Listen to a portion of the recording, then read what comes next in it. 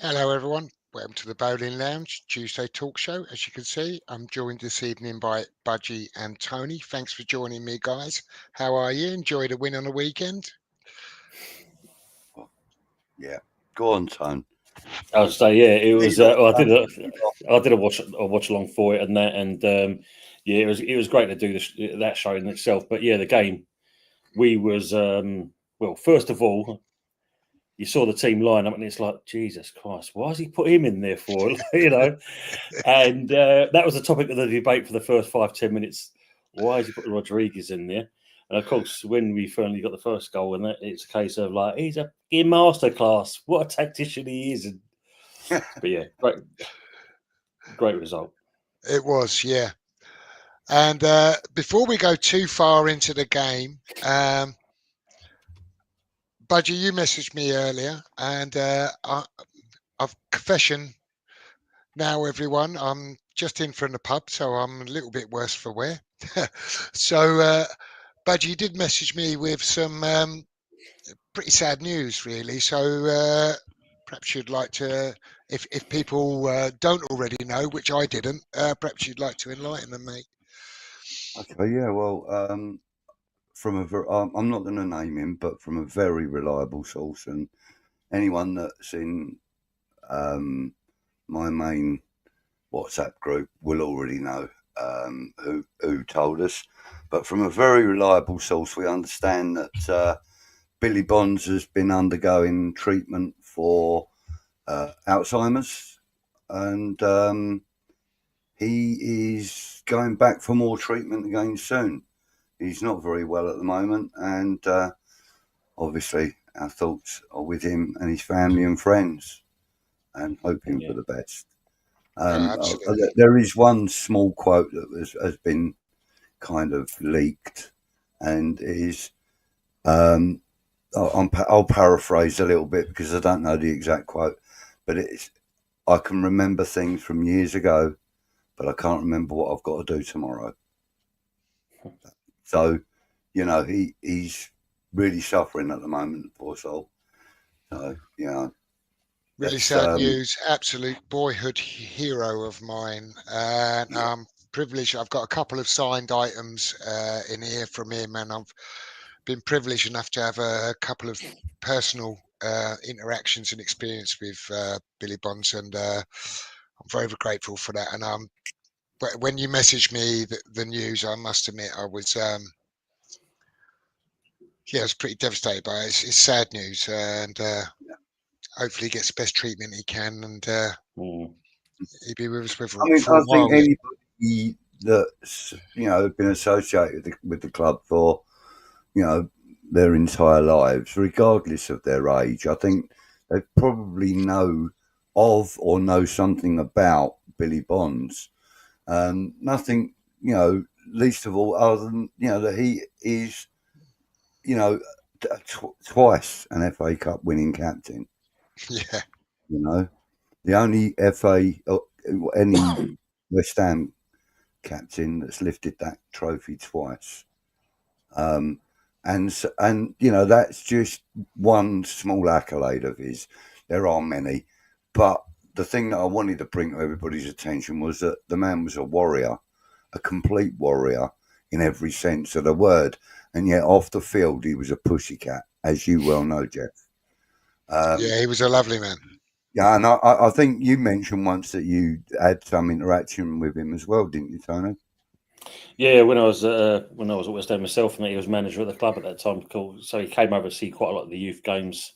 Yeah. So you see, you know, bumped into him, had a little chat with him every now and then. Yeah, not, you know, whatever own, basically, just talked to him like you're just talking about football. You know, and the thing is with the man, like I said, you know, he's a complete warrior on the field, and he did suffer a number of quite devastating head injuries, or these days they would be career ending. I mean, like, you know, we've seen Thomas Soucek in recent years have a number of head injuries, and you know they've kind of not been as serious as some of the ones. I mean, there was one occasion. There's a famous picture of him walking off the pitch after the game. He'd already been off and had his head bandaged up, and he's walking off the game having lost over a pint and a half of blood throughout the game. And you know, and he's got bandage around his head. He's got blood all over his shirt and down his face and stuff. You know, and but apparently you could actually see the bone behind the flesh when they bandaged it up. I mean, it was something like 16 stitches or something, if I remember rightly. Could be wrong. He was But an there was a absolute warrior. Yeah, mate, the guy was, and you know, and so I think that, you know, it's not surprising that he is having later in his years having issues with the brain, because he took quite a number of head injuries. You know, So you got to think back in the day. Then, Budgie, balls were like, you know, then they were like concrete balls compared to now. They're like feather. exactly. Yeah, they were like a medicine ball, weren't they? They were Yeah, leather. basically. In the weather that we have, you know, they would pick up the water so much that if you headed them, you literally had to have a neck like bloody Dolph Lundgren, you know, to be able to withstand heading a ball. You know, honestly, the guy, you know, I really feel deeply for him, and you know, I wouldn't be too surprised if there are others that come to light soon as well from that era of football. Not necessarily West Ham players, you know, No, I but think you're right, because it'll come down to, as you said, it's been covered quite a few times, head injuries, and obviously back in the day, then yeah, that's what they're associated with straight away. Yeah, guarantee it. I can actually read you. Sorry, go on, carry on, Jeff.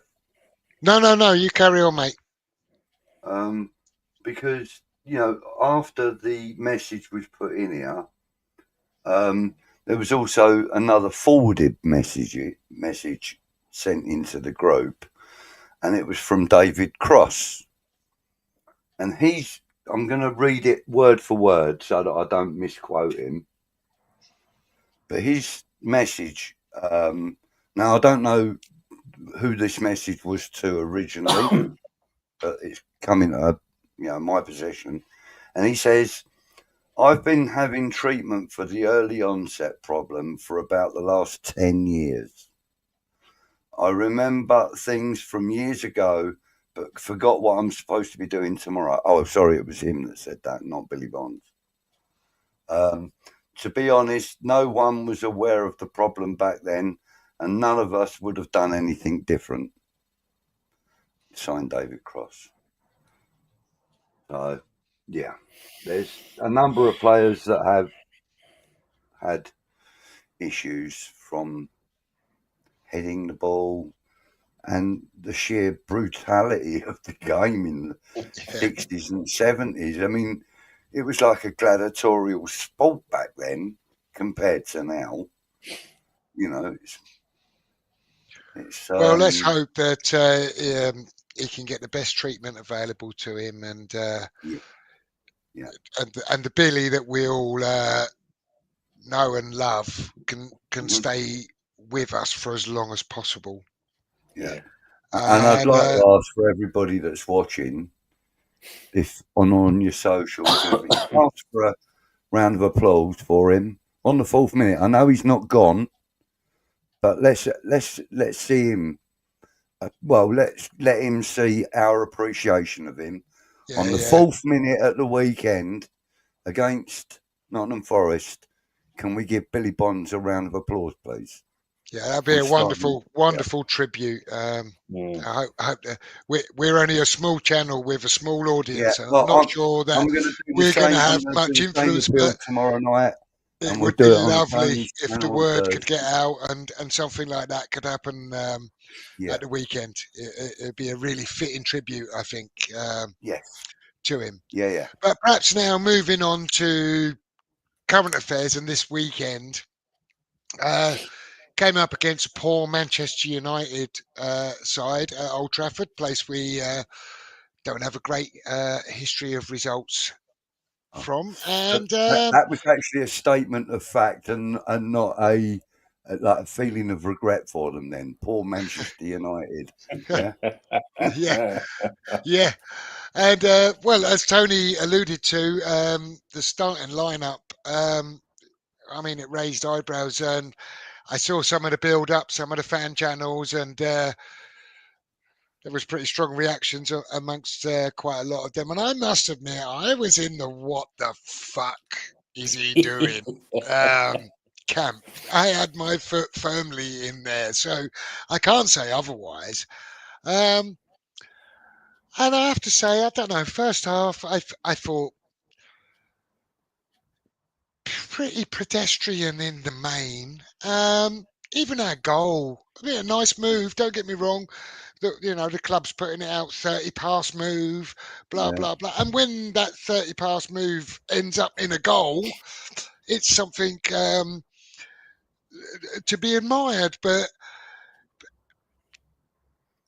often we don't have much end product. But a little injection of I have pace to at the just end. quickly interject a little bit there. In that 30 pass manoeuvre to Yeah. the goal, the one touch in that whole movement that I felt should be highlighted is the little back heel from Creswell. Yeah, I agree totally. That was pure class. And we're going to It miss that was. now. We're going to miss that. Sorry, carry on, please. Yeah. No, you're right. It was a touch of class and a little injection of pace and movement from Kudus.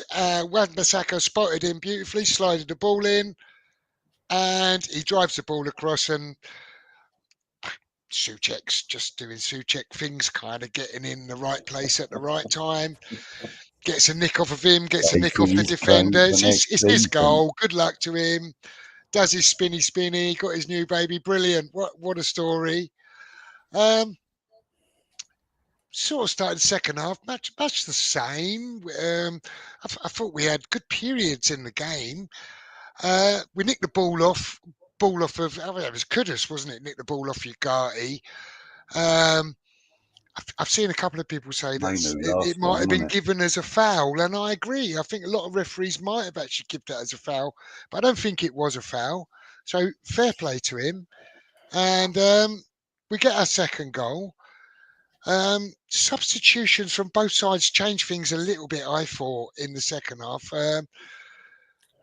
I thought once Maguire and that came on, they seemed to become more threatening. And also our changes made us a little more defensive, I thought, as well.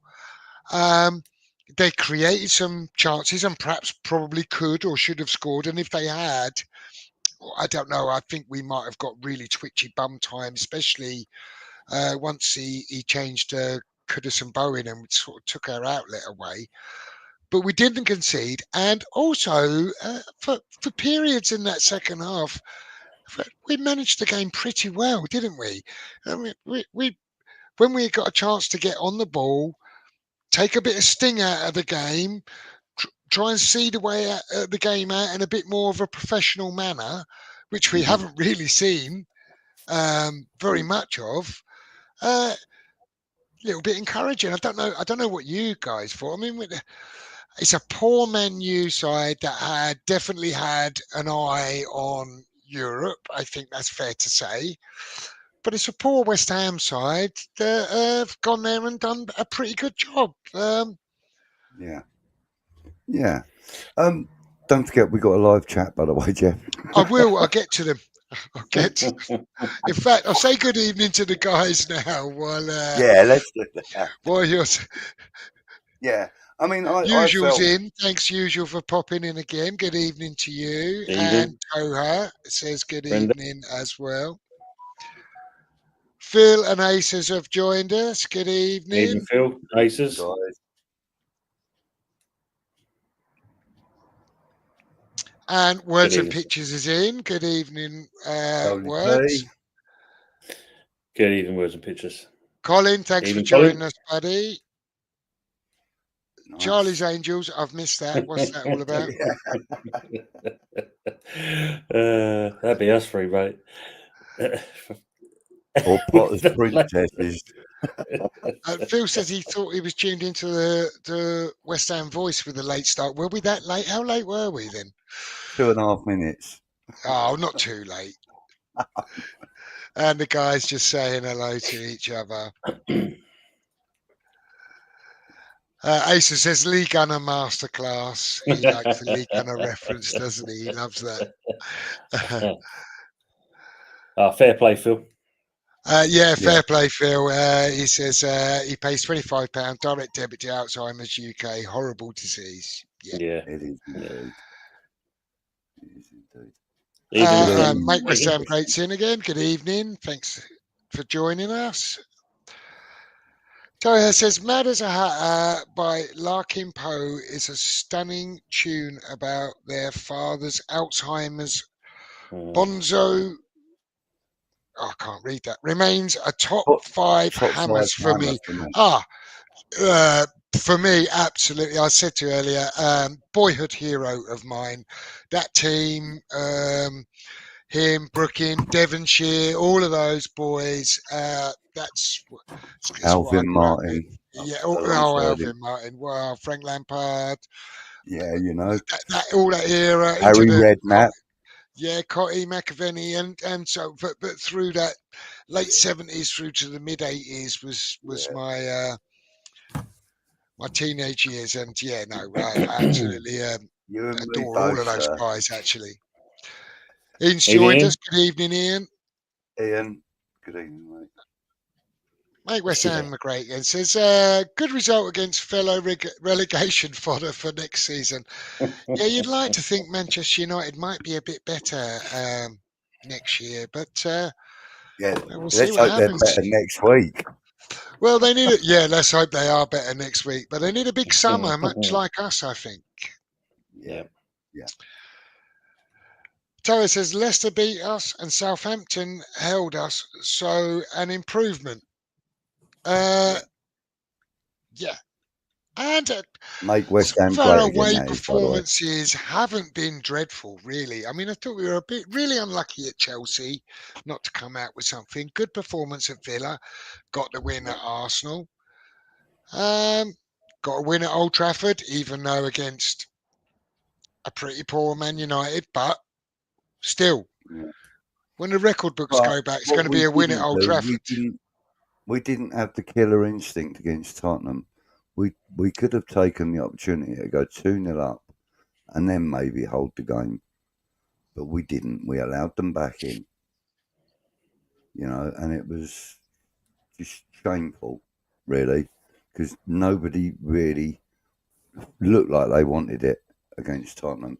And yet, Sunday, against Man United, even though, as you quite rightly said, Jeff, that the first sort of 45 to 55 minutes was pretty much of a kind of what we've seen so far, you know, kind of disinterested but still having a go.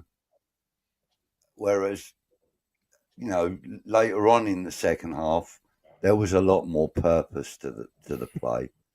And, you know, I mean, you jokingly said about a Potter masterclass earlier. And, you know, to be fair, it was like chalk and cheese. You know, the two halves really were like chalk and cheese. Well, I mean, so, I jokingly, clearly, I don't want to. Sorry, Budge. Clearly something he said clicked into place, you know, in the second half. I jokingly said on Tony's watch along after the lineup and us being 1-0 up, I said, well, what do we know? Turns out Potter is a genius, right? Because there was uproar. I think widely there was uproar amongst the fan base at that lineup. And I mean, they put on a pretty good display overall, though, didn't they? Yeah, I mean, my way of seeing it compared to used to, I mean, like, you know, the first 10, 15 minutes of the game, it was very even Stevens. and it looked like Man United could get on top of this game. But slowly, as it went on, we started. For me, this is my opinion of it. We started to get a bit more into it. We was using Old Trafford. We was using that space so well. We was passing the ball around, and we can definitely say Man United, they were a poor side. We're a poor side at the moment as well. But we just seemed to kind of find our stride quicker than what they did as the game went on in the first half. Yeah. And, the goal came about because obviously we were having the upper hand and we deserved to get that goal. And it was a good goal, right? I mean, I kind of said, it was like pedestrian. We walked it up the pitch, but as Budgie said, the back heel from Cresswell, superb. The little injection into pace.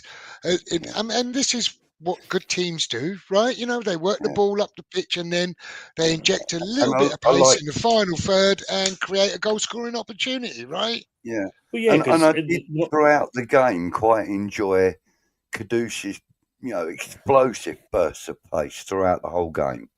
They were short, fast, and purposeful every single time.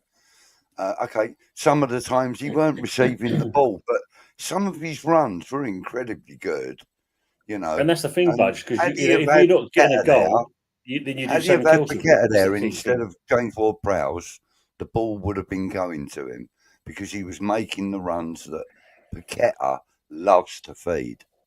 Now, that's my only criticism of that whole. I'll say he made the right choice by playing James Ward-Prowse rather than Paqueta, because we can all agree that if his head's not switched on, what's the point of having in the game like that? Because it could have gone either way. But for me, like Jeff said, when we first saw the talk, it's like Jesus Christ, he's gone with Guido Rodriguez. But to be fair, game, by the way. He did okay. He did what was needed. I mean, when you see him come off on that, he was blowing out his backside because you see a big old puff as he was walking off the pitch. When's the last time you played, though? True, that is true, Jeff. But I did say when we're going to start the second half, the first 10 minutes is going to be quite crucial. And what was pleasing to see is within the first, I think it was 3 minutes, we nearly got another goal. Yeah. So that's, something that we haven't seen for a while from a West Ham side this season. And as the game went on, as you said, Greg, I agree with that. When Slabhead came on, it did make a bit of a difference. Garnacho, Garnacho's going to do his usual antics. Yeah. Lindelof, okay, not much there, but Fuzzy will tell you that. But it was actually Slabhead. It was more the threat than anyone else in that Manchester side. And a fantastic save from Areola from Hoyland. I mean, Hoyland just thought, he just thought, if I touch this, it's a goal near enough, right? And he needed to put his foot through it, and he didn't. He just thought, this is in. And Areola covered the ground, and it's a superb save. And in more than one, I think it took about 2 or 3 Areolas pulled off. That's kept us in. Yeah. Kept the clean sheet. And that he tipped one over the bar early doors, didn't he? They absolutely created chances. I mean, Maguire actually he could have had probably on another day might have had a couple of goals, right? Yep, definitely.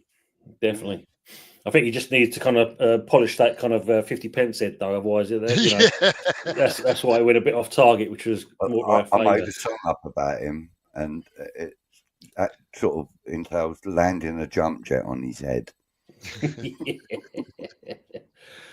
But I mean, the main thing is it was great to actually kind of get something like that because we knew we needed to get. I mean, I think when me and Budgie the week before, and it was a case of, are we going to get anything out of these last 3 games? And me, I was thinking, the way we're playing, the way Man United are playing, it could go either way. And I just put them down as basically going to get bugger all points. So getting 3 points, I'll hold my hand up and eat me words.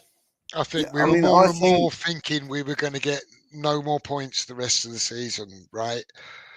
And listen, we need to see a little bit more because if that's a window into what the future is going to hold, and now we get the recruitment right and we improve in a couple of areas, maybe we become all of a sudden a much better team, right? It's possible, but equally, you need to see more signs than this. And Forest at home now, I think it's quite a big game for Potter because that's really where our problems are, isn't it? In like entertaining the home fans and getting things going at home. I think the way we set up away from home, if we go to Old Trafford and get a result, and we go to the Emirates and we get a result, and so on and so on next year, I mean, we're going to be happy with that kind of thing.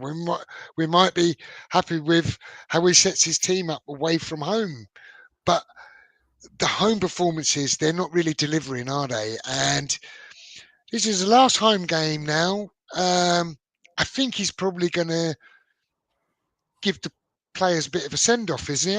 We're going to see Kufau and Cresswell and that again, aren't we? I think, guys. I don't know. We think we saw it on Sunday, Jeff, with the team he put out there because he seen the players he was getting rid of. He played him. Really? Yeah. But this is the last home game and they're going. So you imagine that they're probably going to feature, right? You'd like to think so, but then to see Ings start, Tufel start, Cresswell start. I don't think Ings will start. Do you? Do you think Ings will start? No, not at all. If they do, look in the stands. They're not Look going out to get for their Rob farewell McElhenney. like that. They might Ryan get Reynolds, Jeff. 5-10 minutes at the end of the game. You know, sorry, what was that, Tony? Look out for the Wrexham owners. That you never know. They might be looking out for Granny Dings and think themselves he's another one we're going to sign for the club. It could be the next target. Yeah, mate. Let me just try and catch up with the chat a little bit more before we go too much further. Ian says, we can't turn our nose up at a win at Old Trafford, but we can't get carried away.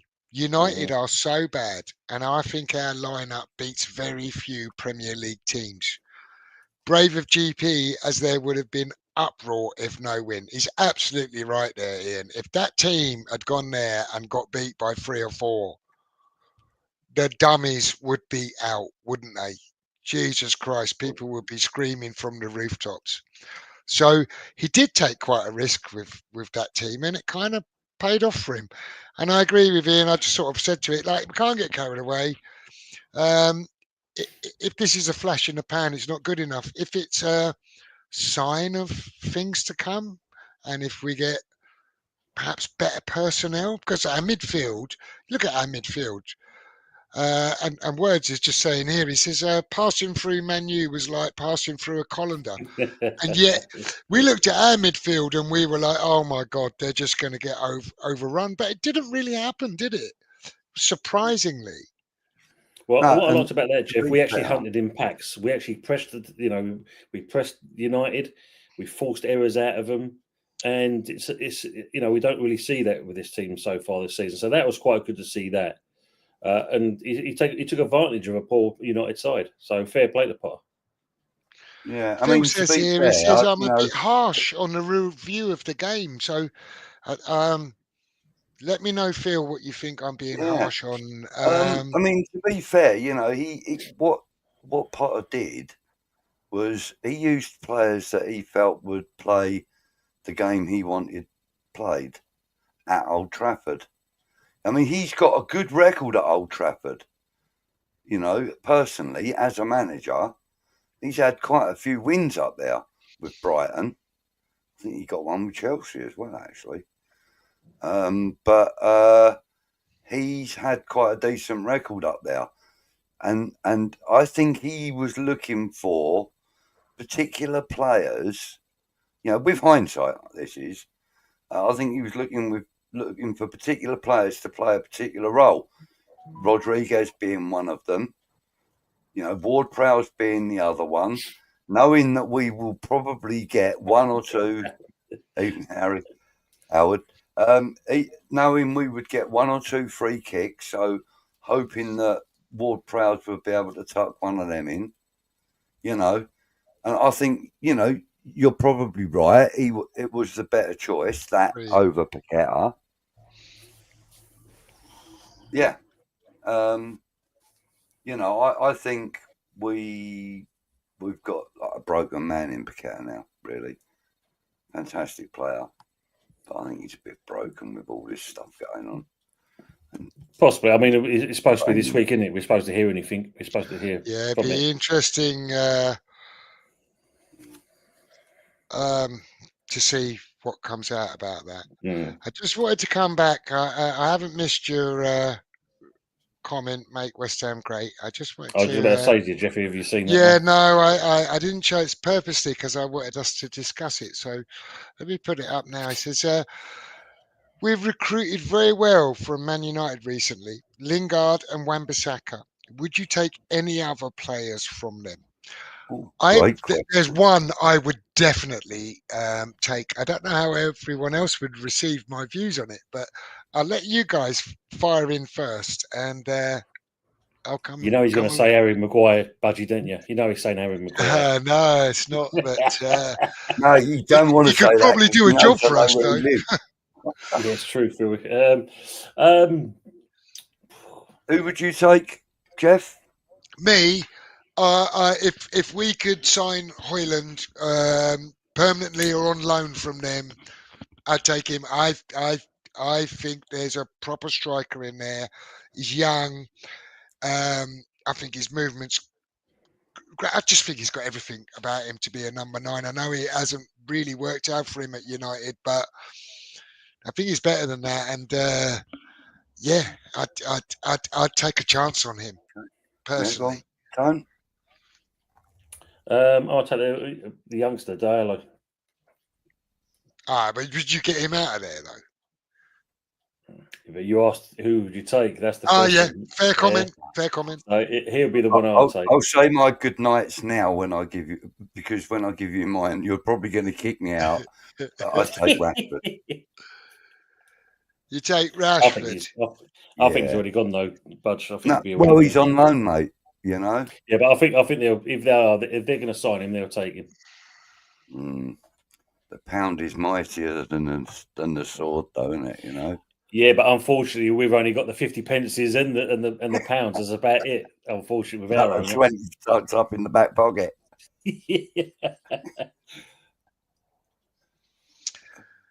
Ian's saying, he says, one thing I will say about Potter is that he clearly knows how to coach and organise his teams, and they seem disciplined.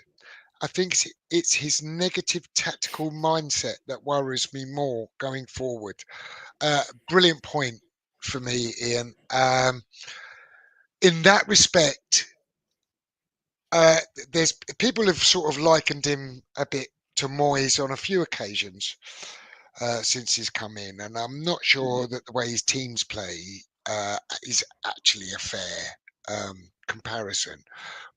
But I do think his mindset and I do think it's we've been punished for it a number of times already this season on that. Oh, let's kind of protect what we've got, close up shop. And I don't understand how any West Ham manager tries to do that, because we are just like fucking unbelievably unable to do that. Right? I can't remember a West Ham team that was ever good at that. You guys, probably someone in the chat or you guys are going to correct me now, but yeah, I just find I find that we're not a team that can sort of close out a 1-0 very well. We're better off just keep going how we're going, how we got our 1-0 in the first place. Yeah, I mean, when Moyes was in charge, we were more capable of doing that. And also when what's his bloody name, Sam Allardyce was in charge, we were more inclined to be able to do that. But you see, with Graham Potter, I mean, the question or the statement was that it was a negative tactical approach. Is it negative or is it defensive minded? In which case, you know, there are many managers out there that were defensive minded, none least than Alex Ferguson. Mm-hmm. He had the most solid back four and then the midfield that you could get in football at that time. and he built that from the back going forward. Oh, and don't forget, he always had a number 1 stroke number 2 in the world goalkeeper between his He had sticks. like Kanchelskis and Giggs and etc. Yeah. also, didn't he? Yeah. And, so he was, and Graham Potter is doing that, but he hasn't got the gigs. What he has got, at the moment, he's got Kudus. He's got Jared Bowen. I was referring to Alex Ferguson when you. Yeah. I know. that And his my gigs- comparisons are that he hasn't got Giggs or Kanchelskis or whatever. He's got, Bowen and Kudus, which are the players that he's inherited. Sorry, he hasn't actually brought anyone else in other than Ferguson, and we don't even know how much he had to do with that. Even No, we don't really, and we can assume that he wanted him, and it's reported that he did, and it's quite possible that he did. Either way, it clearly hasn't worked out for the player or the club. But the summer's the important. It's the midfield for me that's important. Like that's where. Although having said that, point actually, I Phil. mean, I left that up because he's absolutely right. Guido, probably Souček and Ward-Prowse play, and then Pac-Man. It's absolutely right. Anana, anyone? Ian says, not for me, thanks. Tara says he'd take a punt on Hoyland. Harry says, today I have mostly been listening to Nathaniel Merriweather's Straker Ace and Book of the Stroker month. Ace and Back of the Month. Book of the month, yeah. Excellent. Book of the month. See, that's how good my glasses are.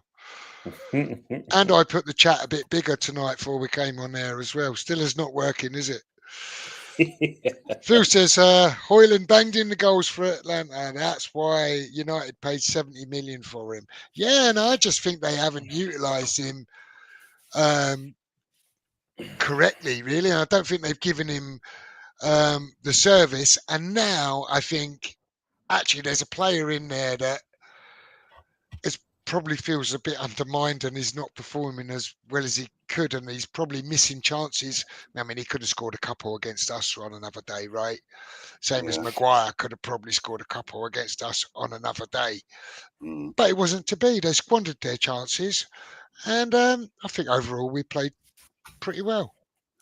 I mean, look at that comment you just said up there. I mean, when you think about it, the player we had like that, obviously we didn't pay that kind of money for him, was old David Kelly, banging in the goals for fun for Leicester. We signed him, and he couldn't hit the barn door from 3 yards out. Yeah. Love nor money. That poor bastard. We tend to do it the other way round as well, though. Sebastian Haller, he scored a number of goals, not great number, but he scored a number of goals. Didn't get played as much as he could or should, and then goes to Ajax and fills up a few hats. That was Moyes, clearly Moyes their budge, because that was the same with Skamaka as well. Both them kids were scoring goals. We play a completely different system, didn't adjust to their style, which you think yourself, how am I going to get these people work? And you go back and look at the videotapes. Well, if we do it that way, surely they're going to get goals. And it proved it, because they both moved on. And even Haller getting over cancer, still went on banging in goals. Yeah. I do think some players suit certain leagues better, though. And I think for us, Agard is probably a classic example of that, because I genuinely think he struggles in the Premier League. I think he struggles with a level week in, week out that's demanded of him. I'll slightly disagree on that, Jeff, because that's fine. It's all about opinions, right? Of course, mate. And for me, it comes down to the same old thing. If the manager's not doing things right, players are sensitive these days, unfortunately. And when you think about it, we've had a few upsets because of the way things done. Kudos, I still say to this point, he is still, it's good to see him have a decent game on Sunday. But previous to that, he's still kind of got the gripe over Lopetegui being in charge, and that's what's made him this shit this season. Simple as. But with Agard, there is a player in there. It's just the fact of you've got to, sometimes with certain players, you've just got to put an arm around them and make them feel like they're $1 million, and you get the best out of them. Tony, don't get me wrong. I don't think Agard's not a good footballer. I absolutely think he is. I'm just not sure if he's got what it takes for Premier League in him. And I think he goes to Spain, and I think he strolls around and looks like $1 million, and I think he likes that. And he finds it a lot easier. He's a lazy player, then, Jeff. Right. He's a lazy player, then, isn't it? I'm saying that Anderson did that. Yeah, right? That's true. Yeah. Anderson had everything to be a Premier League footballer for me, and he showed it on occasions. But you know what? He didn't want to do that every week. That's like too much hard work. So he strolled off where he wanted. He could strut around looking like $1 million all the time without really having to do the hard yards. And no matter who you are in the Premier League, you've got to do the hard yards, right? Absolutely. Yeah. This day and age. Absolutely. And there's some Which leagues is why we love players like Thomas Sojak and Sofal and Creswell. These are the players that tread the balls hard. They really do. I might be doing Agard a disservice, by the way. It's just kind of my assessment of him. Oh no, I get it. I get what you totally get what you're saying, because it's just a case of some players take a little bit long to adjust, and maybe if we remember that, I don't know, maybe if he does come back, I'd quite like him to come back. I just think he could be a real asset. Do you know? But he's got to want to do it. Do you know what I mean? But that's where the manager comes in, mate. If Kilman's, off the boil, which we have seen in a couple of occasions, then maybe that's the cook up the backside he needs by bringing a Gerd back in, and Potter using his tactics to get the best out of both worlds. Agard, Kilman, and Todibo sounds all right to me. A bit worrying in the air, because none of them are really commanding, right? But they can all play football, that's for sure, right? Yeah. Areola does kind of lack in that in the air bit as well. When the ball's coming into the box, he doesn't really command his box well enough for those three players to be. Didn't mean to interrupt you there. I get that, Budge. But I think that if Agard doesn't want to come back, then, which I think Phil's put in there, actually, he's confirmed he's going to come. Doesn't want to come back. I don't think we should force the issue. I think we take should the money and run if we can for him. Let him move on.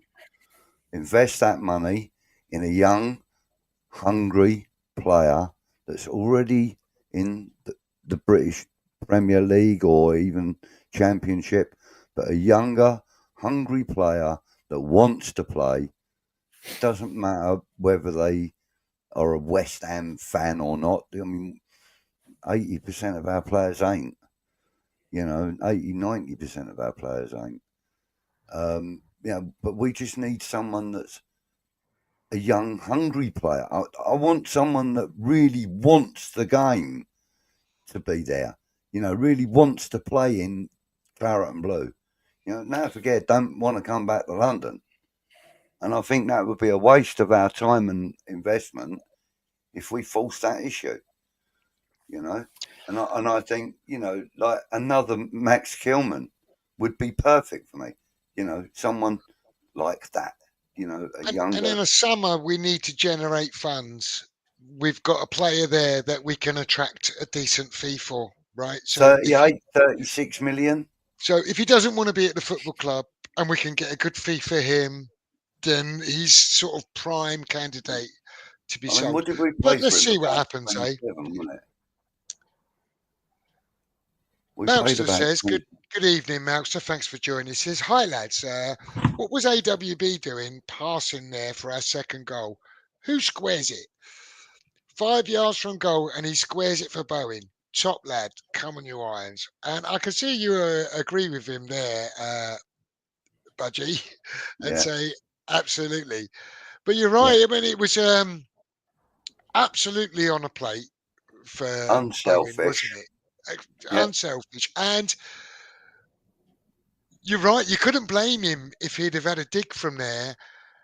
And he probably should have scored, but he might not have scored. Whereas what he did made sure that we did score. So, yeah, brilliant. Yeah. But he was immense in that game. What a return to Old Trafford. He was like, he's pretty outstanding for us every week. But he was And, like, he's Bookie's favourite to get, Hammer of the Year. crazy good, wasn't he? Rightfully so. He's been a revelation for us this year. As far as new signings are concerned, he's been the signing of this season for us, definitely. And if he gets Hammer of the Year in his first season, that just goes to show you, how good he has been. I mean, we've all sung his praises and that for weeks and weeks and weeks, more or less since the beginning of the season. Me probably more than most, because I absolutely love You're a the big way fan. I know plays. you're a big fan. But listen, he gives you lots of reasons to be a fan of his, doesn't he? Mm. I'll let you read that comment out, Budgie, because there's a lot of text there for me. Right, okay. Potter has stopped us shipping goals, true, which was most important to stabilise the sinking ship. I believe that Potter will get the attacking transitions right in time. Tranquilo, hombres, meaning stay calm. Mm-hmm. Yeah, I kind of agree. I mean, all this Potter out thing. By the way, don't get me wrong. I was doing a little thing with his points per game tally and pointing a few things out, and a few people were saying to me in the chat that I was being a bit harsh on him. I would just think he should have been doing a little bit better than he has done. But this sort of Potter out wagon has certainly got itself going and one thing and another. I think that's all a little bit early. I think if we start changing manager every 10 games, because he hasn't just waved a magic wand and everything's brilliant, right? I'm not really down with that. So I do think Potter needs time. I'm not in the camp of once he gets his players, it's going to be this, that, and the other. No, but I do think that we absolutely need certain players in certain key areas, and I think if he gets some of those players in those areas, then it absolutely will make a difference to our team.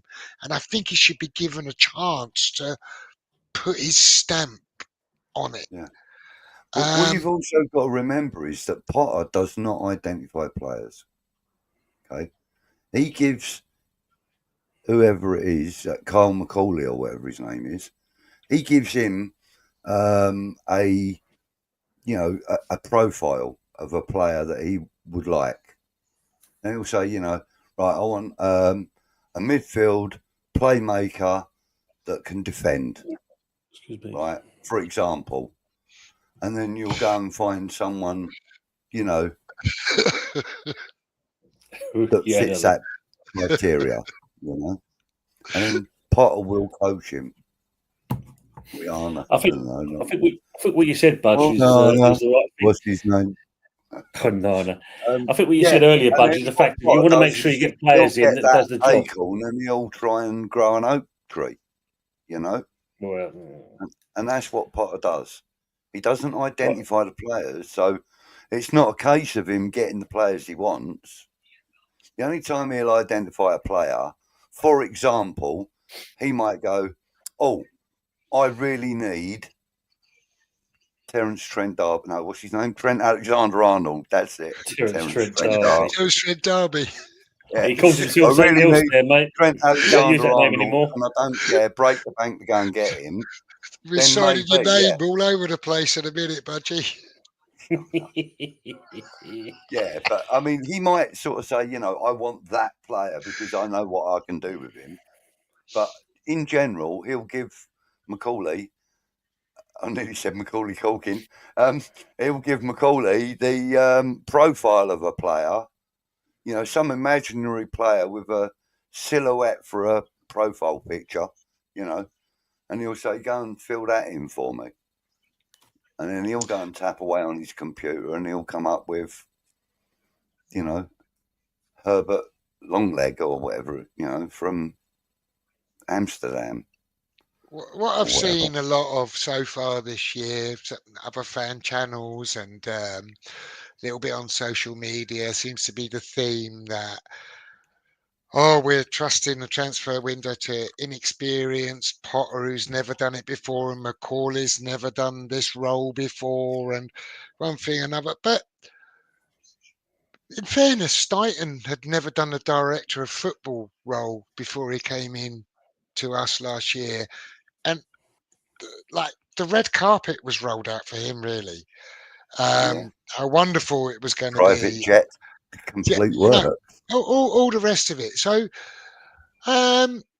did he do a good job? Didn't he do a good job? Was he or wasn't he hindered? I think the jury's out a little bit, because I think there's I think all of the plenty of above. signs of things that he did that were a good job, and then there's some question marks over some of the things that perhaps he oversaw as well. So I'm not sure that I'm quite as panic stricken about the inexperience. The difference is this inexperienced pair that are going to identify whatever, if that's the case. The other option is David Sullivan is going to go identify and sign all of the players, right? Mhm. Which he already had his hand in when we had a director of football. So, I mean, I'm just kind of like, mind you, the transfer window does not inspire me. It's shit every year. We've had we're going to sign David, Angel Gomez, got we put in a 60 million bid for Duran. Now we've got no money, but we're going to bid for Omeridian, etc., etc. I mean, it's all contradictory to each other anyway. Yeah, it's true. Before we carry on that, just to let you know, Budge, he now goes by the name of Sananda Maitreya. That's his new. He's changed his name in 2001. That's his name, Sananda Maitreya. No longer Terence Trent D'Arby. Oh, right. Wow. Right. Fair enough. Thank you very much. That's out of the blue, Toad. It's only because I've got it on my Spotify thing, and all of a sudden I'm looking through going through the tracks. I was going to delete some. I thought, who the hell is this bloke's name? And I think, well, hold on, that's Terence Trent D'Arby's song. And I looked it up, and that's his new name. That's probably his real name. No, he changed it. He actually changed it because apparently there's some dodginess or something involved. Yeah. Harry says he had Brighton playing attractive football with talented youngsters in the end. He's English. He's playing the youth. Ticks a lot of boxes. So a lot of the fan base want. And I mean, that's true. I mean, I'm not sure what's happened with Skulls over the last few weeks, but I'm sure he's not going to be. Well, I'm not sure because I don't really know. But I can't imagine he's going to be frozen out, really. No, I think you'll from find the Potter's first had a team word with him. I think you'll find Potter's had a word with him, and he said, "Look, Ollie, here it is. We ain't doing well at the moment. You've been playing brilliantly, but I can't risk you. Yeah. I have to play my more established players. I have to go all out to get points. Unfortunately, I can only put you on the bench at the best. At the best way. Don't take this as a knockback. This is just temporary until the end of the season. Wash. Then, you know what I mean? You'll be in the pre-season and this and that and blah, blah, blah, blah, blah. I reckon that's what he's done. Because Potter's not the sort of player to just the sort of coach to just freeze out a player for no reason at all. He would have told him what his plans were. He would have, I mean, that's my honest belief. I think he would have explained it to him that, and I don't want to risk his mental well-being either as well. What if he is a part of the next or the last 3 games and we get stuffed in all 3 of them? True. Not going to do his demeanour very much, good, is it? So you're right what you're saying there, Budge. I'm just seeing some of the comments in the chat. Malkster, yes, he is still gigging, and I like the big decider with band in brackets. He says, Terence Trent, Merseyside derby, sign your name across the dotted line for a new contract. Big up to yourself. That's brilliant. Bear me, I'm just gonna go off camera. I just need to get a new light to sort this out because it's suddenly gone dark at my end. No worries, mate. on purple.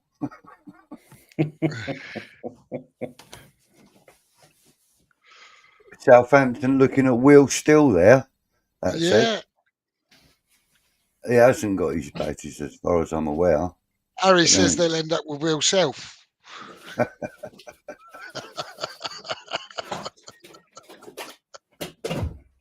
Boom.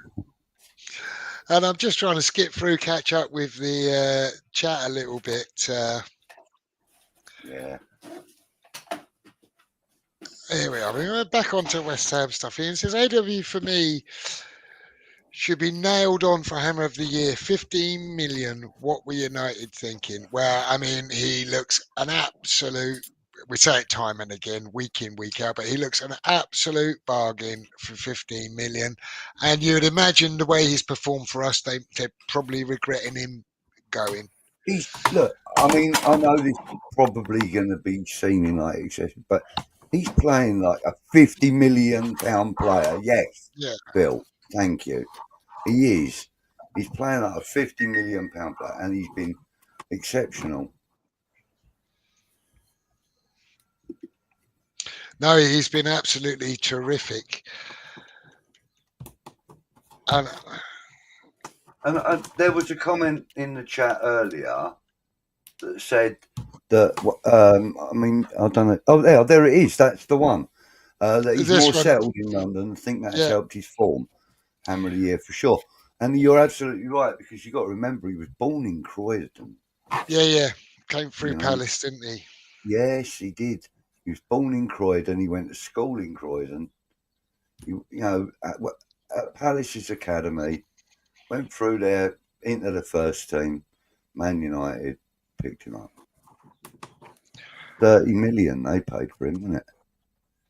Yeah. Ian says he's talking about Harry's point when he said he got him playing attractive football and one thing and another. I assume anyway. He said that's a good point, Harry. If you look at most successful teams, their managers sort the defence out first. Let's give him a chance to develop the attacking side of things next season. And I agree with that. Look, I am definitely, although I may have been critical of Potter at times, I'm definitely not in the get rid of Potter. I think he deserves a chance. I actually think he's a decent coach. My only reservation has and still is about the creative side of things and the goal chances that his teams create. Hopefully he'll buck the trend here, right? And he'll have got the formula, and all of a sudden we'll have a free-flowing footballing side that scores goals rather than a free-flowing football side that fails to score goals. Yeah, and I think Graham Potter is a coach that's of the belief that if you've got creative and attacking players in your side, if you sort the defence out, the attack should sort itself out. Yeah, and our I think midfield. there's quite a bit of that about him, but clearly, he needs to work on it. He does need to work on it, because we are woeful in attack at times. Woeful. Big Decider Bands dropped in. Lee, thanks for joining us, buddy. If you're still in the chat, lovely to see you, mate. Thanks for dropping in. Good evening. Yes, it started out. This is the Stein. Yeah. And listen, Is that not how Brighton identify players? Is that not how Leverkusen identify players? Everyone was saying we want to operate more like these clubs. So if the starting analyst is there and he identifies good targets, good, let's go down that route more often. I mean, I saw a show the other day, I can't remember which channel it was on, one of the bigger channels for sure, and said about that they're advertising for a data analyst now, and perhaps we've got our own Brighton algorithm. I'm not quite so sure we're as far down the path as I that, but think that hey, might you never know. probably be Analytics United. Quite possibly. That's who Charlie Walsh now broadcast with. And the guys are, as usual, in a lot of the chats, there's a little bit of music talk that goes on. Yeah. I find it hard to keep up with it because I'm just skimming over the comments, but I know the guys in the chat are fully across what's going on. So I'll just show you comments, and I know you know what you're chatting about. And I suppose while I'm doing that, we should probably move on to other matters like our upcoming game at the weekend. And Nottingham Forest dropped out of the top five. Looked like they might be struggling for a Champions League place. What's your thoughts on the? They've had a fantastic season, by the way. Like, I'm a little bit disappointed for them. I would have liked to see them get top four, top five. I think it would have been a great thing, but they're in the mix. But they're going to need 3 points against us on Saturday, and they've been sort of treading water a little bit. What's your guys' thoughts on the weekend? You fancy them? I think we've had, sort of sticky situations with them since they came up into the Premier League. If you remember rightly, the first season they came up, opening day of the league, they beat us. Yeah. And from that moment onwards, we've had a couple of decent results against them, granted, but we've also had a few real negative results against them as well. So I don't think this is an easy one to call. They've had a great season so far. They've beat some of the real big hitters, and they've beaten the teams below them as they should do. Yes, they've dropped a little bit, but then we know that Man City always gain momentum towards the end of the season. Arsenal are beginning to lose momentum. Chelsea have picked up momentum. Newcastle have kind of been consistent, so they're still up there. They ain't got, the white side of North London to worry about because, we're keeping them company. So really and truly, I think Forest are looking to finish fifth, which incidentally is still Champions League. Yeah, absolutely. Yeah. So, And I mean, think they're aiming for that. So I don't think this is going to be an easy one this weekend by any stretch. it actually leads in beautifully. Although you didn't know what a great segue you made, Budgie, but leads in beautifully to the little slide I presented that I can let you do for your stat attack. Right. While Last I make a little toilet break, I don't mind saying. So Yeah, go on, mate. Go on, away you there go. we Okay, go. so yeah, we've got the last 1, 2, 3, 4, 5 games for them. Their current form. They've lost 2 of them, won 1, and drawn 2 of them. So they drew at home to Leicester, drew away at Palace, lost at home to Brentford, won away at Tottenham, which was really good to see, and they lost at home to Everton. So their home form has been shocking in the last few weeks. Their away form has been better. So they've had one of their draws and one of their wins out of their away form. And they haven't played, technically, they haven't, well, Leicester, yeah. And they drew to Leicester. Mate, I don't know. I mean, I really don't. What do you think, Tone? Do you think that form is really a decent indication of what we can look for this weekend? I think it's I where don't we could know. take advantage, because the last 6 games now, basically, they've gone off the boil.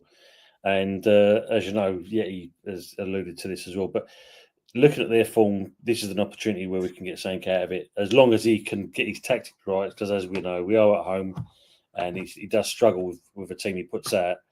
But what we've got to be careful about as well with Forest, they can bring on their 12th man, the fucking chairman, because he can come on and he can give it a bit of a large one, like he did on the weekend with Nuno. Which is quite interesting because the club's now put a statement up saying about it was all about the passion and this and the other, but the chairman was clearly unhappy with Nuno keeping the 1 year in for longer than he should have been.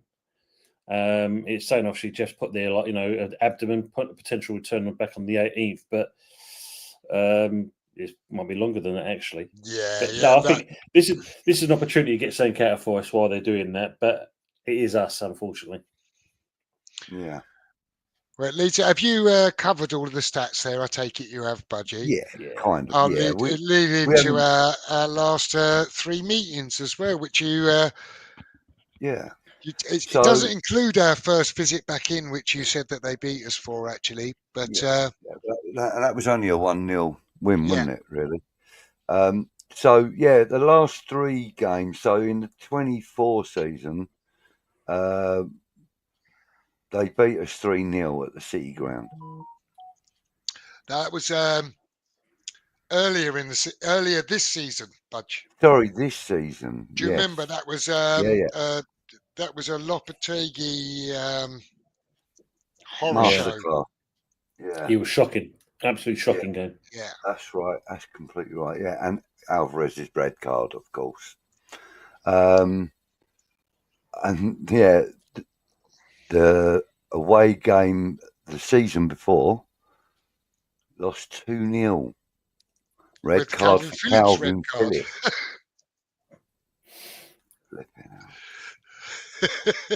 At least we've been consistent. Look, both of their goals in added on time in each half as well. Look, 5 minutes after and 4 minutes. Wow. And then, our last meeting, we beat them 3-2. Well, no, that's 3 meetings ago we beat them 3-2. Oh, is it? Oh, yeah, I'm going back the wrong way, aren't I? Sorry, my apologies, boys and girls. So, 3-2. I'll take a 3-2 this weekend, though. That'd be entertaining, wouldn't it? And 3 points. Happy days. Yeah. I'll take that away because I know that if people have got a phone or a smaller screen, that is quite annoying. Tiny. Yeah, and I'll try and catch up with where the comments were and pick them up again. So, what's your expectations for the weekend, guys? You fancy we can win, don't you, Tony? You think it's a good time to take advantage of them? I think so, mate. I think we can. It's just making sure, like I said, and you've alluded to already, Jeff, it's making sure that Potter can get the tactics and the team right for, I've just seen that comment from usual. It's getting that tactics and the team right for It makes me laugh every week. I don't even know that comment's actually that funny, but it just still makes me smile. Like his brother without the talent. Very good. I think we can get a result at the weekend, but I think he's got to start the BFG. I really do. You know, do you think he's going to go 3 at the back? I mean, I think he probably is. I think he should. But the fact is, you're saying if Hudson-Odoi is injured still, and also in light of a 1 year's not available, they're not got much firepower up top, then have they really? Well, they got Chris Wood, who's having the season of his life. But yeah, I mean, Kilman's a Debo have him in his pocket, wouldn't they? You know. Oh, yeah, they're going to dominate him in the air, right? You know. Kilman's licking his lips. He's going, No. Chris Wood got him in my fucking pocket. As soon as that ball comes in the box, I'm fucking all over it. He must be shitting a brick now. It's only mate. He's going to get onto Debo's shoulders. They'd be all right, no problems at all. That's how he's going to fucking do it. That's the tactics they're working on during the week. Jeff. Have faith. Have faith in the man. But yeah, I mean, if you look at it, if we can cancel out Woods, then nothing's happening in that respect. And the only one you got to worry about really is Elanga. Is the other thing as well. I mean, Gibbs White, yeah, I love him. I mean, that's Gibbs White. I mean, he's a talent. I reckon we should all chip in and invite him out for a lasagna. Yeah. Well, Ian says it's funny what a win can do. The mindset of a West Ham fan. He says a few days back I didn't see us winning another game. He says West Ham 2, Forest 1, and like two poor teams. We know we've been poor, right? And we know Manchester United are poor, but I still think it was encouraging, the display against Man United. And I tell you what was, despite losing, I thought we played really well at Anfield as well. That second half at Anfield, and we end up getting nothing out of it. But I tell you, there ain't that many West Ham teams have gone up there and done that. No. I think there's plenty who've gone up there and lost, but not played, as well as not played well. Because when you think about it, we said about obviously the Man United game, we did very well in that. And the one for me that kind of stands out is the Arsenal one. He set it up perfectly to get that result. I've just seen this one. I see the comments earlier, Jeff. But yeah, he definitely got it right when we went to the Emirates and we beat Arsenal 1-0. He got the tactics spot on for that game. And when you looked at him as well, he was actually calm and relaxed, sitting down. It's like you can have a cup of tea with no problems at all. If you look at the game on Sunday, he was literally he nearly wore his whiskers out where he was doing this all the time because he's just contemplating, is this going to go right for me? I'm hoping so because I know what I've picked here. Oh. Yeah. It worked. It worked. Well, it did work. Yeah. That same lineup ain't going to work this weekend. We need Alvarez back. Change. We need Alvarez back, fully fired up. I think we need Alvarez, Souček, and Soler in the middle. They're the three I think we should have in the middle. I think, Bowen and Kudus on the extremes. And then 4-3-3 I'd go with, actually, to be fair. Before you push on, Jeff, there was that comment from Phil saying, I think Newcastle takes second from Arsenal. And I do believe that's going to be the case. They play each other on the weekend. Is that further down? No, you've just gone past it, actually. Have I? Yeah. You got Harry's one, change the bag lounger. Yeah. Sorry, Phil. So when you look at that, I think Newcastle's form at the moment is going to push them all the way through to that. Yes. Yeah, great win against Chelsea the other night as well, wasn't it? Yeah. I mean, look, they were explosive in that cup final. They were brilliant in that cup final. They were brilliant, actually. They've been consistently hard-working and, they've actually worked as a team all season, which, you kind of expect from an Eddie Howe team. He had Bournemouth doing exactly that on a much smaller budget with, not players not quite on that level, but he had Bournemouth playing really, really well. He's now got Newcastle undoubtedly in the Champions League again. How many times in a row is that? 2 or 3? 2, isn't it? 3 now, isn't it? No, it's not 3 in a row, is it? It's 2, isn't it? Yeah. Last year and then this year, isn't it? Oh, was it the Europa they were in the year before then? don't think they're in the Championship. Chat will correct us. They'll know. There'll be some encyclopedic knowledge in the chat, and and they'll put it in there. But as you know, I'm a big fan, a big advocate of Eddie Howe. I think he would be a great West Ham manager. I just think there's lots about Eddie Howe that I think fits West Ham very well. Whether he'd win anything at West Ham and that would be deemed successful or not, I don't know. But I think there's lots to like about Eddie Howe as a manager that fits with, I think, the ethos of the club and the fans. And and I think he'd be a great West Ham manager. But I think we missed our chance. I think we could have had him previously, and I'm not sure we'll get him now. I don't. No, you saw that when he got, when he had the pneumonia thing, and now they stuck behind him. So when you look at that, the fans and the players, they was, everyone was rooting for him, and that. So yeah, he ain't going anywhere. I think if he leaves Newcastle, it's Juventus, Real Madrid, Barca, someone like that. PSG. I don't think he leaves Newcastle for another Premier League team. That should be interesting. Budgie, there's foreign language involved in the next comment, so I think you should read this out. Here we go. I have 7 a.m. 7-inch Rest de Montagne, whatever that is, by Jacqueline Thayeb, as my wake-up tune. Prefer the French version, but mix it up in Anglais too. Thanks for that. I think there's a correction. It must have been de Montagne. So go back to the other one again for a minute. 7 a.m. 7 hours. Yeah, got you. Right, okay. Now, see, back to the football. Harry says, Forest are chasing down hard on a Premiership, the likes of which have not been seen by any teams outside of North London. Phil says 2-1 Antonio winner, but I mean, is Antonio on the bench this week, Budgie, or not?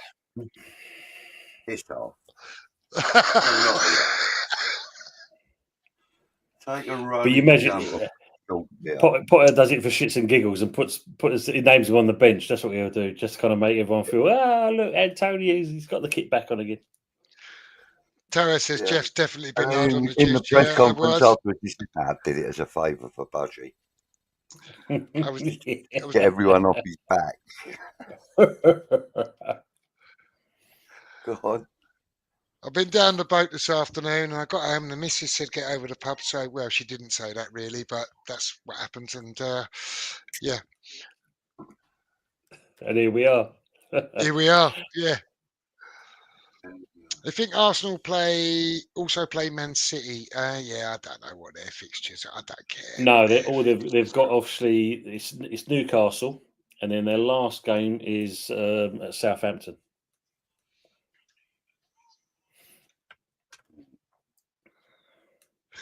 How last game? I could just imagine that now. Don't spill the coffee, that's for sure. Go on, dogs. Hot morning croissants in just a beret, yeah.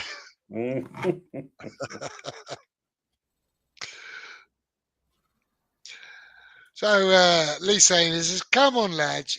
You beat Man United after their Thursday night Europa dramas.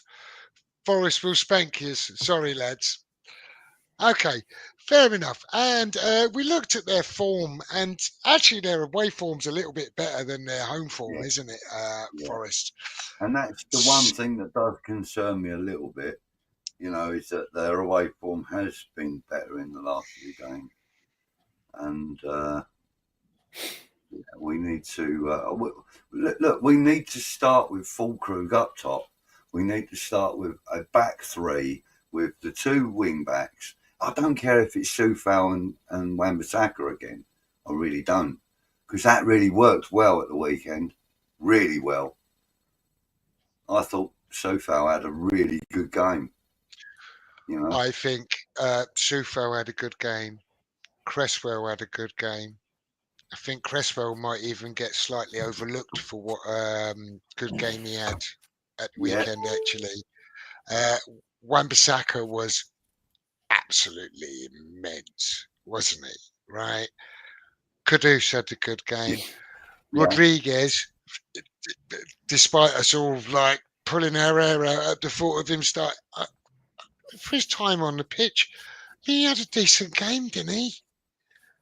I felt sorry for the away fans thinking, fuck me, you've travelled all that way to watch this. But actually,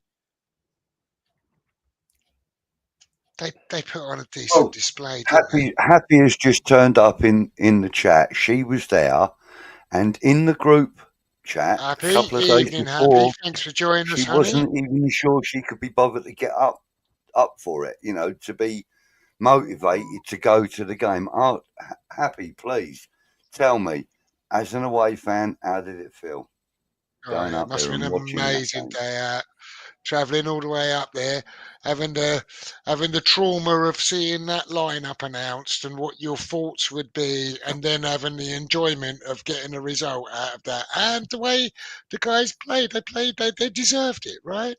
They put on a decent display.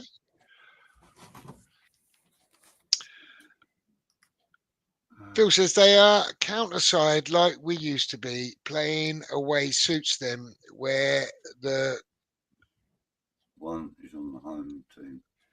When the onus is on the home onus, team, is on the own team. basically, Yeah, no, it's right. They are a counter-attacking.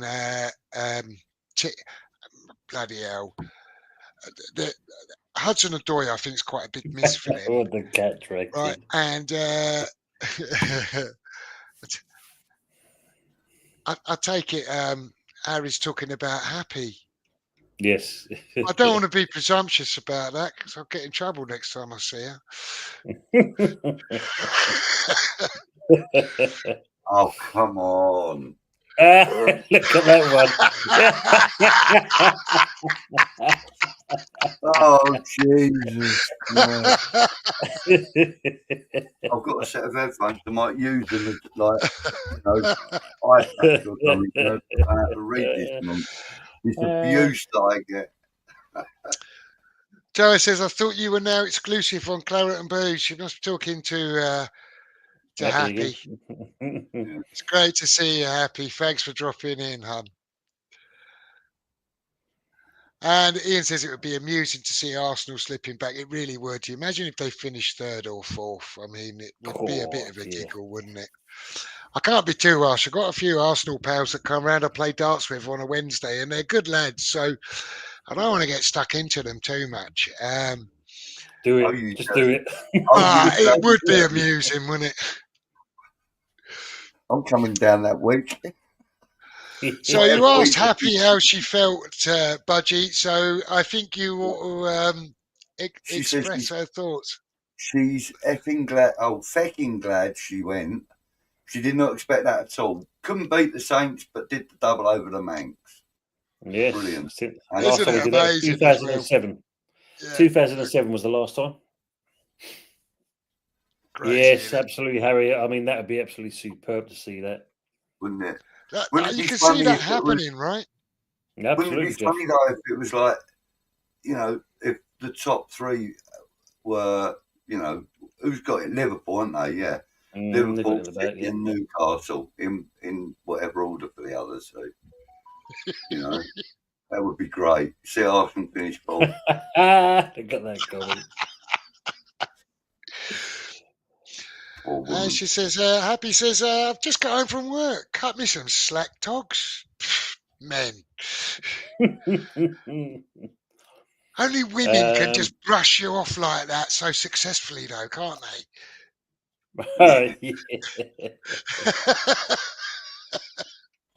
Yeah, there's not much of an answer to it, is there? No, there's not really. Especially after a few points. Oh, dear, I've got to put Harry's comment. I says, I heard she's been moonlighting, modding on some Spud channels. Oh,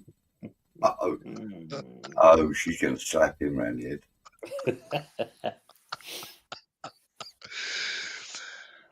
Yeah. So, anyway, the weekend. Lee's put his prediction in. He thinks we're going to get beat by Forest. I'm not sure that we will, actually. I'm not sure that we'll win. But I don't know if they beat us. I think they're on a little bit of a slide. I think Potter has stiffened us up a little bit. We definitely want the ball a little bit more than when Moyes had us set up. So when Moyes set us up to be the low block or whatever it was, whatever the terminology you want to apply to it, we kind of really didn't want the ball. The best scenario for us was that we conceded a corner, right? Because that was probably our best opportunity to score, unless we had a corner. Whereas I think Potter is trying to build through the thirds a little bit. And the goal at Well, we Manchester never had United. 30 passes Yeah, leading up to a goal before, yeah. have we? I mean, there's a demonstration of trying to build up through the thirds to create an opportunity to score. So I think we play better football, and we want the ball a little bit more than a Moyes team. So I don't think we get beat the weekend. But I don't think we score more than one. So it's a 1-1 draw for me. Don't know what you guys think. Well, I think if he gets it right, I think 2-1. I think we can, we can do it 2-1. But I think it will be a very close game. I think it's going to be 2-0 at half time. Which way? And I think we're going to have to struggle and get a 2-2. I think we're going to be 2-0 down at half time. Yeah. Yeah. I'm hoping not, clearly, but on recent performances and stuff, I know what they're like. They're quick out of the box. We're not. We kind of drag our heels a little bit, don't we? And I can see us being 2-0 down at half time. Yeah, I hope you're wrong. I hope I'm wrong, but that's just my thought. I'm going for a Desmond anyway. Either way, I'm going for a Desmond. Toa says, we all saw the Forest owners' behaviour on the pitch. How can Forest now say it's fake news? Exactly. Yeah, this is the thing they're alluding to with the comment. The I haven't statement seen that. So, enlighten me, Tony, what's that all about? Yeah, basically saying the next comment. It's like the passion and all that kind of stuff, and it's kind of been taken out of proportion and shot like that. But it was clear and obvious what you were saying to him. You don't have to be a lip reader to understand what he was doing at the time. Yeah. He was clearly frustrated that Nuno kept a 1 year on for the period he did, and if he's either setting the player back further than he should do if there's any injuries, and it was bad on the chairman's point of view, really, because at the end of the day, you do that in-house, you don't show it to the world. And now they're kind of saying this, they say, it's yeah. It just kind of emulates. And what's the point of having a great season when you get to this point, when you do something like this? Because that's now soured the milk, basically. Yeah, it was pretty poor form, I must admit. I haven't seen any of what's unravelled since, so I wasn't quite across that story, but I did see him come on the pitch and remonstrate with Nuno and all the rest of it. And I know he's sort of done that before, and it's kind of like he's got form for it, if you like. But I don't know. It's a bit poor in it. They have been tremendous. They've had a tremendous season. They've dropped off a little bit now, but they can still get Champions League football, right? So I don't know. Coming and remonstrating on the pitch like that. But Nuno was very stoic about it, wasn't he? He was kind of like, well, it's football. People get emotional. Kind of pushed it aside. Let me just allude to what this is what was basically said. The club, in a strongly worded statement, said the truth of the matter is there was no confrontation with Nuno or with others, either on the pitch or inside the stadium. There was only shared frustration between all of us that the medical team should never have allowed the player to continue. How can you turn around and say, there was no confrontation with Nuno with others? And you could see the chairman quite clearly saying things to Nuno, and Nuno's kind of thinking, what the, what's going on here, basically? That's directly from the Donald. That's a Donald press release, isn't it? That. Yeah. It's just kind of. Oh dear me! I mean, you've just made a mockery of yourself by even doing that. I love this. This is this right? Is it? It says Torres says Yep. also I'm impressed that Goodison Park has been handed over to Everton Women FC. Absolutely. I actually think that's a brilliant. tremendous thing if that's correct. That's brilliant, really. Yeah. And that should be the precedent set now for future teams that improve or move stadiums. I mean, obviously we couldn't and didn't do it with.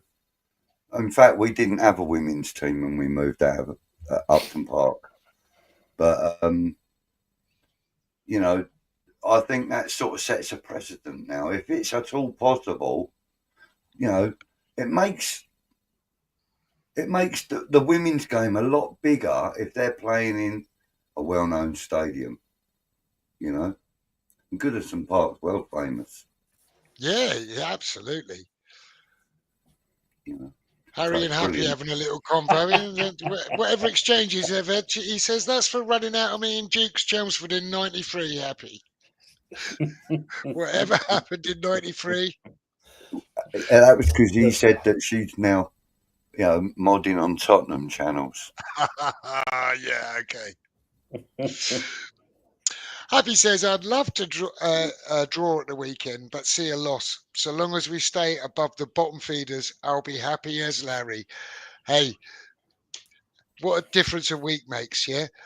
Because last week we were the bottom feeders, weren't we? And now we're looking down on them.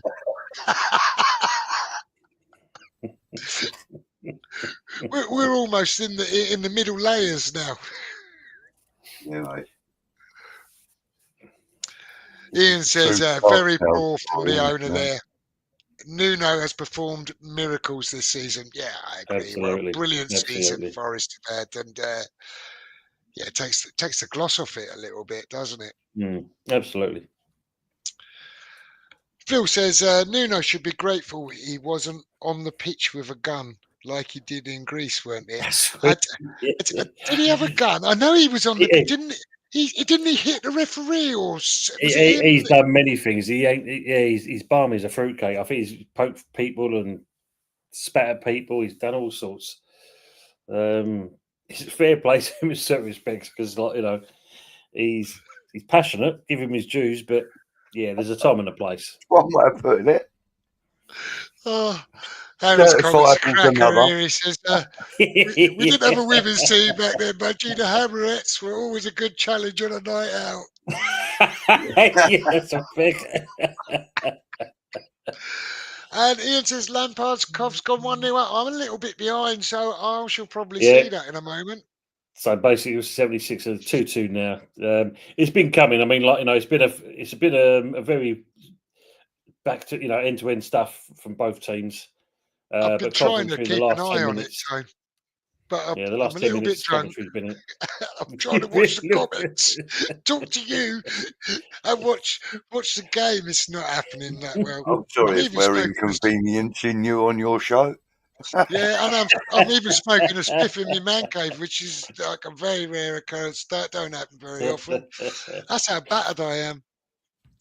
Oh, there it is. Oh, yeah. Oh, fair and enough. if you look at it, when he's exactly the greatest shot, he's kicked it into the ground of all things. Oh, yeah, it's a bit scrappy. But hey, ho. Good ball put into the box. Oh, he just beats it now, saying that he actually beats the defender. Yeah, he beats the defender, taps it in.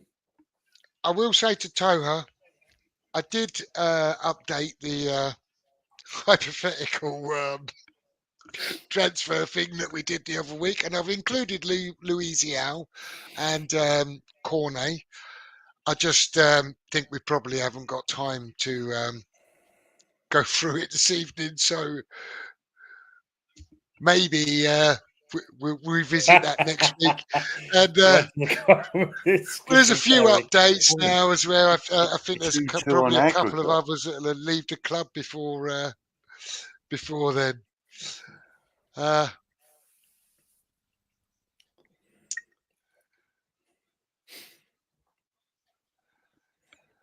Harry, Toya says, Harry, you mentioned that you cannot usually make this show. You've had a ball tonight, though.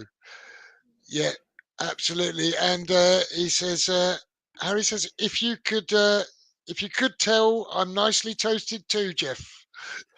Well, if you couldn't tell, and well, there's at least 3 of us in the club, I should think, if not more, unless Budgie's running dry. No, I'm teetotal at the moment. Oh, are you? Yeah. Oh, I'm sorry to hear that, Budge. I had too much at the weekend. Yeah. Oh, of course, yeah, for usual, yeah. I'm not teetotal. I'm just not drinking during the week. Absolutely. Good reminder, Toa. He says, at usual, what time do you go in tomorrow? Best of luck and hope to hear good news. And absolutely saw in the chat the other day about that. Usual. Yeah. Good luck, mate. Hope everything goes well. Your blood test comes out fine and everything's good for you, buddy. Absolutely. Totally agree on that. Absolutely, mate. Good luck. And he says it's just a blood test. So, yeah, hope the results are good, mate. Happy says, I missed Stel's show last night. Was it a good one? Yeah, it was good. It's always good, right? Stel show's always good. And the cartoons that he's been putting up, I know most of you guys, pretty much everyone who's going to be in the chat is going to be across that. But if any of you have not seen those, yeah, have a look at them. They're absolutely brilliant bits of work. Yeah, yeah.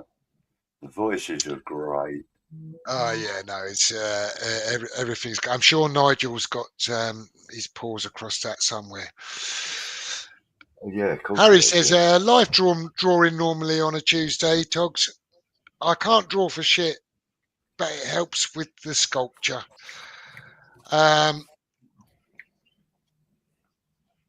Anyone who's got any kind of talent like that, who can draw, sculpt, any kind of artistic, I can barely write my name. So it's not true, but it's just, I just don't really enjoy it. So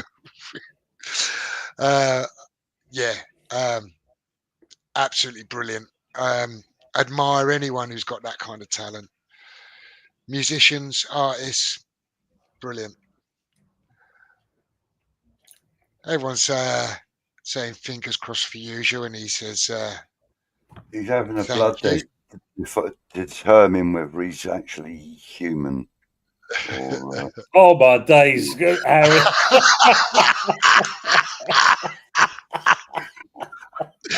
Absolute perler on the end from Harry. He says, can I have your slippers if you don't make it?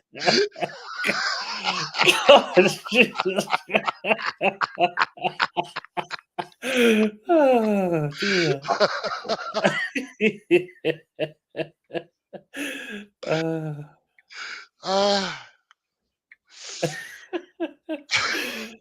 So, and Tara says, so you can have a croissant in bed wearing just slippers, Harry. Suppose it's better than a ring donut, I suppose, yeah. And Happy's bombing around on electric scooters when she's pissed, so...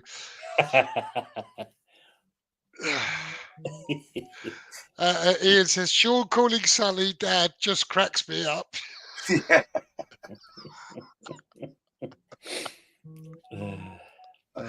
yeah.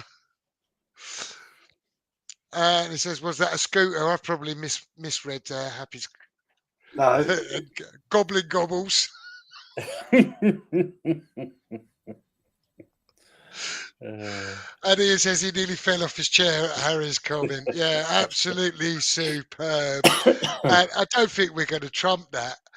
And we've been going an hour and 40 minutes. So if you guys have got things coming up for the rest of the week or in near future, please shout it out now. Let everyone know what you got going on. You do a Thursday night show usually, don't you? Yeah, we do. We do So, indeed. but yeah, go on, Tone. Carry on, mate. You do yours first, mate. Yeah, so obviously, hopefully, the problem is I've got at the moment, I'm hoping to do the show tomorrow night, the good, the bad, and the ugly. But because obviously this project I'm on, we're virtually, touch wood, it's all going through tonight. It should be smooth as anything. And if that's the case, it should be okay. If not, I'm going to be working a couple of nights just to make sure the transition goes over because there's been some problems today. And I'm just keeping an eye on the phone at the same time as we've been talking. So it's a bit hairy at the moment, but it's getting there. But hopefully, if not, I will be back on the show for tomorrow. If not, and same for Thursday as well. But if not, unfortunately, I'll be in work. So, Budge, I've just kind of got the message from my boss. It's 50-50 at the moment. I'll let you know. Mate. No problem. So me, as always, Wednesday night, West Ham Network. Old School Hammers with Kieran. And as we've been talking, I've just confirmed the guest for tomorrow night, which is Adam from Dad's Our Job podcast. Oh, superb. I subbed to his channel last night, actually. Yeah. So he's just confirmed that he's going to come on literally as we've been talking. That's really nice.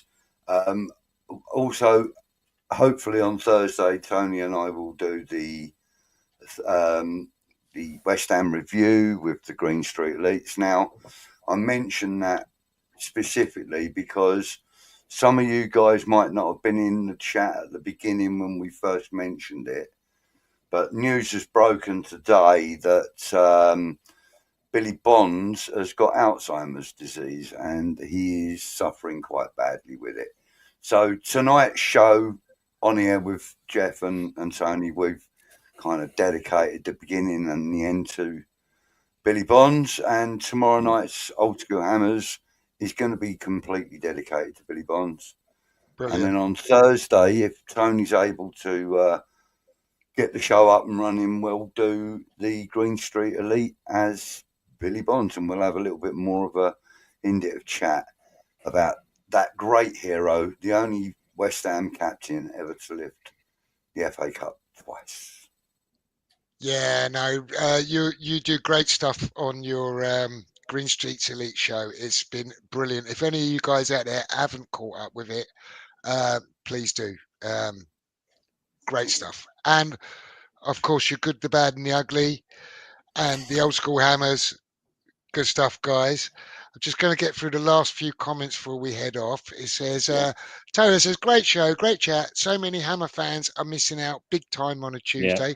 Well, thanks for that, Taylor. That's really nice of you to say that. Ian says it's a terrific show, and thank you. Thank you, guys, for joining us, because it just wouldn't be what it is without yous anyway. You're as big a contributor. And there is a way, guys, that you can help Thanks, more West Ham fans enjoy this and share the show or the link to the show every week on your social network, on your Facebook, your Instagrams and all that. All you got to do is share the YouTube link and more people will get to see it. So thanks for reminding me to tell you to do that, guys. Harry says Tuesday's the new Monday or Wednesday. So great insights from Harry there. And Usual says he lives in the next street to me in Petswood. I think Usual's talking about Bonzo there. Bonzo, and Harry says, we're like your groupies, guys. Well, thank you very much. It's great that you're here.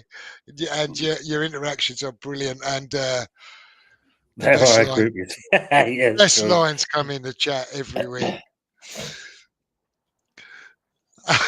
And Toby says, we're their groupies.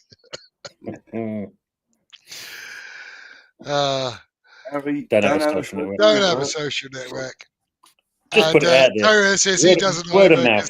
He's antisocial. That is social. Word of mouth if we can. Yeah.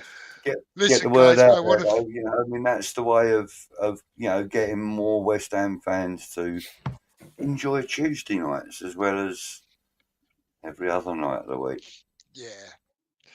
Listen, thanks all of you guys in the chat for joining us, and Tony and you, Budgie, too. Thanks for joining us and No.